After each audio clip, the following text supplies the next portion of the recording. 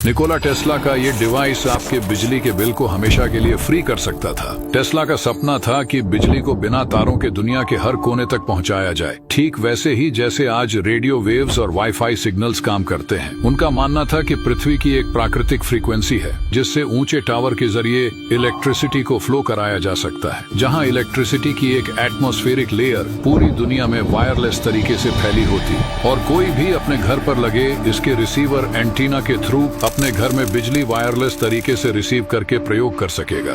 यह टेस्ला का dream project था जिसके जरिए वह दुनिया के हर घर को फ्री इलेक्ट्रिसिटी देना चाहते थे। उन्होंने इस पर सबसे बड़ा एक्सपेरिमेंट वार्डनक्लिफ टावर के जरिए किया, लेकिन यह सपना कभी हकीकत में नहीं बदल सका। पर आखिर क्यों, और क्यों इसके पीछे एक बहुत बड़ी साजिश थी? आइए समझते हैं इस महान इन्वेंशन की कहानी।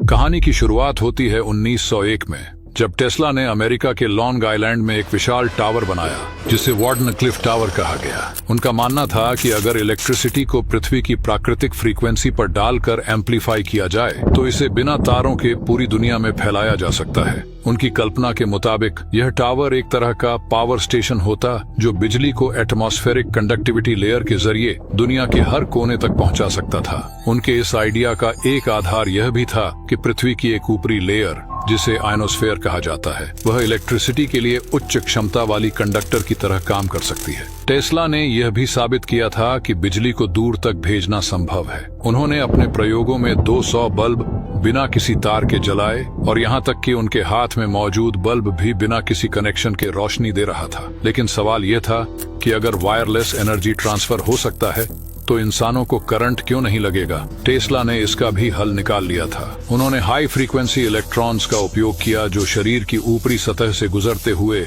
सीधे पृथ्वी में चले जाते थे।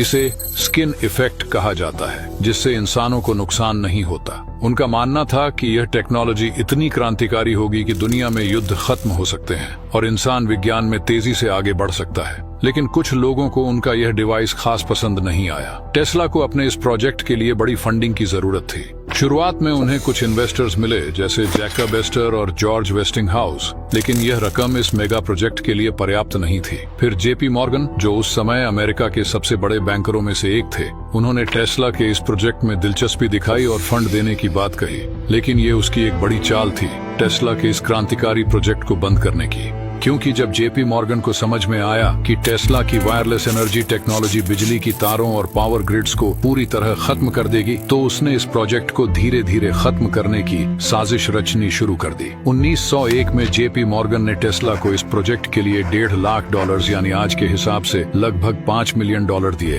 तो उसने चालाकी से बदले में टेस्ला की कंपनी के 51% शेयर खरीद लिए। टेस्ला को उस समय जेपी मॉर्गन के इरादों का कोई अंदाजा नहीं था। जेपी मॉर्गन जनरल इलेक्ट्रिक का मालिक था और उसकी कई बड़ी कंपनियां इलेक्ट्रिक तारों, स्टील, इंसुलेशन, कोयला और पावर ग्रिड्स पर निर्भर थीं। अगर टेस्ला सफल हो जाते तो इन कंपनियों की जरूरत ही खत्म हो जाती और मॉर्गन को अरबों डॉलर का नुकसान होता। इसलिए मॉर्गन ने टेस्ला की फंडिंग बंद कर दी और उनके बारे में इन्वेस्टर्स और बैंकों को यह कहकर गुमराह किया कि यह प्रोजेक्ट असंभव है। उन्होंने बाकी इन्वेस्टर्स को भी मना कर दिया कि वे टेस्ला में पैसे न लगाएं। टेस्ला को अब अपने टावर को पूरा करने के लिए और पैसे की जरूरत थी, लेकिन जेपी मॉर्गन ने साफ मना कर दिया। उन्होंने अपने पत्र में टेस्ला को लिखा, मुझे तुम्हारा खत मिला, लेकिन मुझे इस प्रोजेक्ट में कोई दिलचस्पी नहीं है। अब टेस्ला के पास कोई रास्ता नहीं था। उनके पास अपने खुद के शेयर बेचने तक के पैसे नहीं थे। उन्होंने सिर्फ 166 फीट ऊंचा टावर खड़ा किया जो उनकी योजना से बहुत छोटा था। इस टावर का ऊपरी हिस्सा कॉपर और स्टील से बना था, जिसमें अल्ट्रावायलेट लाइट्स लगाई गई थी ताकि इलेक्ट्रिसिटी आयोनोस्फीयर तक आसानी से पहुंचे। लेकिन अब जेपी मॉर्गन ने बाकी फाइनेंसरों को भी टेस्ला से दूर कर दिया और धीरे धीरे उनका पूरा सपना बिखरने लगा।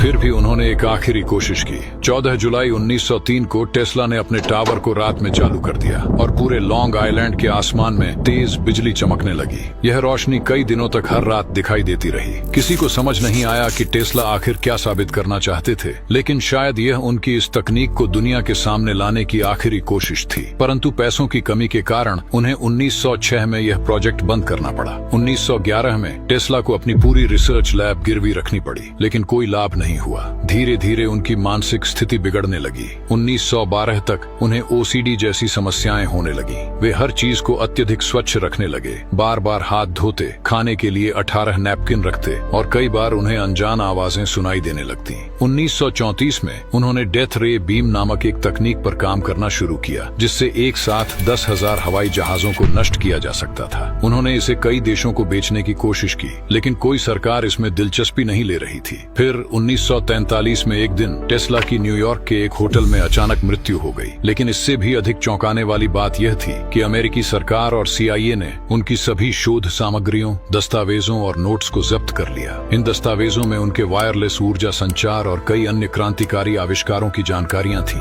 लेकिन आज तक कोई नहीं जानता कि उनके शोध पत्र कहां गए और अमेरिकी सरकार ने उनके साथ क्या किया। टेस्ला का सपना था कि बिजली दुनिया के हर कोने तक बिना किसी तार के पहुंचे, लेकिन JP मॉर्गन और अन्य व्यापारिक दिग्गजों के लालच ने इसे हकीकत बनने से रोक दिया। अगर यह तकनीक सफल होती तो आज दुनिया में शायद मुफ्त बिजली होती और मानवता विज्ञान में कहीं आगे बढ़ चुकी होती। लेकिन टेस्ला की विरासत कभी नहीं मरी। आज भी दुनिया भर के वैज्ञानिक उनकी खोजों को समझने और दोबारा जीवित करने की कोशिश कर रहे हैं। वीडियो जरा भी इंफॉर्मेटिव लगा हो तो लाइक जरूर कीजिएगा और सोचिएगा कि क्या टेस्ला की वायरलेस एनर्जी ट्रांसफर तकनीक को एक दिन फिर से खोजा जा सकेगा, या फिर यह हमेशा के लिए इतिहास के पन्नों में ही दबी रह जाएगी। और विज्ञान की इस रहस्यमयी कहानी को अपने दोस्तों के साथ शेयर कर इस पर चर्चा जरूर करिएगा।